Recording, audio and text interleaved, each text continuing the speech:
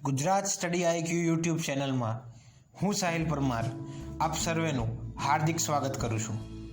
મિત્રો, જો તમારે કોઈ પણ સ્પર્ધાત્મક પરીક્ષાની કોઈ પણ એટલે ધારો કે રેલવે છે, પછી આઈએએસ, આઈપીએસ, જીપીએસસી, યુપીએસસી કોઈ પણ પરીક્ષાની પ્રિપરેશન કરવા માગતા હોય તો તમે યુટ્યુબની અંદર શ્રેષ્ઠ જગ્યાએ આવેલ છો. તો મિત્રો, આજે આ વિડીયોની અંદર આપણે ભારતના રાષ્ટ્રપતિ, અત્યાર સુધી જેટલા પણ રાષ્ટ્રપતિ આવ્યા છે એમના વિશેની માહિતી મેળવીશું. તો ચલો વધારે સમય ન બગાડતા આપણે વિડીયોની શરૂઆત કરીએ. ડૉક્ટર રાજેન્દ્ર પ્રસાદ 1950થી 1962 સુધી બિહારના ગાંધી તરીકે ઓળખાય છે. સૌથી વધુ 12 વર્ષ સુધી રાષ્ટ્રપતિ રહ્યા છે. 1962માં ભારત રત્ન એવોર્ડ, પુસ્તક ઇન્ડિયા ડિવાઇડેડ અને સત્યાગ્રહ એટ ચંપારણ. ત્યારબાદ ડૉક્ટર સર્વપલ્લી રાધાકૃષ્ણ 1962થી 1967 એટલે કે 5 વર્ષનો સમયગાળો પ્રથમ ઉપરાષ્ટ્રપતિ હતા. ઉપરાષ્ટ્રપતિ પદે સૌથી વધુ રહ્યા છે. તેઓ આંધ્રપ્રદેશના હતા અને યુનેસ્કોના ચેરમેન પદે હતા. રશિયાના રાજદૂત હતા. 1954માં તેમને ભારત રત્ન એવોર્ડ પ્રાપ્ત થયો હતો. ભારત રત્નથી સન્માનિત પ્રથમ ઉપરાષ્ટ્રપતિ. 1975માં ધાર્મિક ક્ષેત્રનો ટેમ્પલન્ટ એવોર્ડ. તેમનો જન્મદિવસ 5 સપ્ટેમ્બર એટલે કે રાષ્ટ્રીય શિક્ષક દિન. પુસ્તકો the Hindu view of life, Dhammapada, religion, science and culture, the principal Upanishad, recovery of faith. આવા પુસ્તકો તેમને દ્વારા લખવામાં આવેલ છે.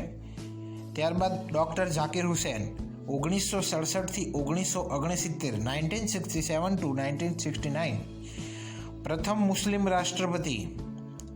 રાષ્ટ્રપતિ પદે મૃત્યુ થયું હોય તેવા પ્રથમ, એટલે કે જ્યારે રાષ્ટ્રપતિ પદે હતા ત્યારે તેમનું અકાળે મૃત્યુ થયું હતું.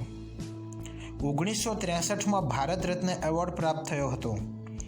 અલીગઢ મુસ્લિમ યુનિવર્સિટીના કુલપતિ હતા. ત્યારબાદ વીવી ગિરી 1969થી 1974, 1969 to 1974 પ્રથમ કાર્યકારી રાષ્ટ્રપતિ. શ્રીલંકામાં ભારતના રાજદૂત. 1975માં ભારત રત્ન એવોર્ડ પ્રાપ્ત થયો હતો. તેઓ સ્વતંત્ર ઉમેદવાર તરીકે ચૂંટણી જીતનાર માણસ હતા. પુસ્તકો industrial Reliance, my life end time, labour problems in Indian industries. ત્યારબાદ એમ હિદાયતુલ્લા 1969 સુપ્રીમ કોર્ટના એકમાત્ર મુખ્ય ન્યાયમૂર્તિ જે રાષ્ટ્રપતિ બન્યા. ત્યારબાદ ફકરુદ્દીન અલી મહેમદ 1974 to 1977, 1974થી 1977 ભારતમાં આંતરિક અશાંતિના કારણે પ્રથમ અને અંતિમ કટોકટી જાહેર કરનાર. તેઓ રાષ્ટ્રપતિ પદે હતા ત્યારે મૃત્યુ પામનાર બીજા નંબરે એ વ્યક્તિ છે કે જે રાષ્ટ્રપતિ પદે મૃત્યુ પામ્યા હતા. ત્યારબાદ બીડી જત્તી 1977 કાર્યકારી રાષ્ટ્રપતિ હતા. ઉપરાષ્ટ્રપતિ પણ રહેલા છે. ત્યારબાદ નીલમ સંજીવ રેડ્ડી 1977થી 1982 2 વાર લોકસભાના સ્પીકર બનેલા છે. સૌથી નાની વયે રાષ્ટ્રપતિ બન્યા. તેઓ આંધ્રપ્રદેશના મુખ્યમંત્રી પણ હતા અને એકમાત્ર રાષ્ટ્રપતિ જે બિનહરીફ ચૂંટાયા. ત્યારબાદ જ્ઞાની જૈલ સિંહ 1982થી 1987 પ્રથમ શીખ રાષ્ટ્રપતિ. તેઓ પંજાબના મુખ્યમંત્રી પણ હતા. ઇન્દિરા ગાંધીની હત્યા સમયે રાષ્ટ્રપતિ. પોકેટ વીટોનો ઉપયોગ કરનાર પ્રથમ. ત્યારબાદ આર વેંકટરમન 1987 to 1992, 1987થી 1992 તેઓ અર્થશાસ્ત્રી હતા. તેઓ ઉપરાષ્ટ્રપતિ પણ રહેલા છે. તેમના સમયમાં 4 વડાપ્રધાન બદલાયા. એક રાજીવ ગાંધી, બીજા વીપી સિંહ, ત્રીજા ચંદ્રશેખર અને ચોથા પીવી નરસિમ્હા રાવ. પુસ્તક માય પ્રેસિડેન્શિયલ ઇયર્સ. ત્યારબાદ ડૉક્ટર શંકરદયાળ શર્મા 1992 થી 1997. તેઓ ઉપરાષ્ટ્રપતિ પણ હતા. આલિમ ફાઝિલની ઉપાધિ ધારણ કરનાર. Living legend of law award of recognition તેમને સન્માન મળ્યું હતું. Doctor K R. નારાયણ 1997 થી 2002.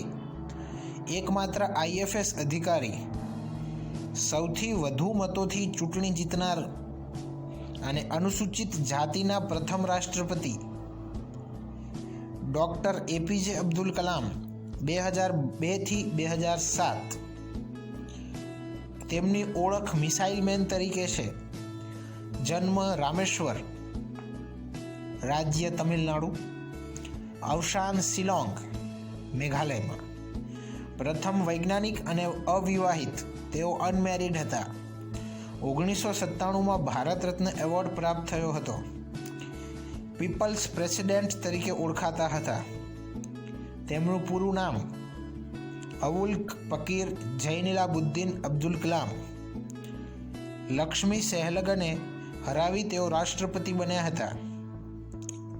તેમના પુસ્તકો વિંગ્સ ઓફ ફાયર, ઇન્ડિયા 2020 એટલે કે India 2020 a vision for the new millennium, ignited minds, inspiring thoughts, turning points a journey through challenges,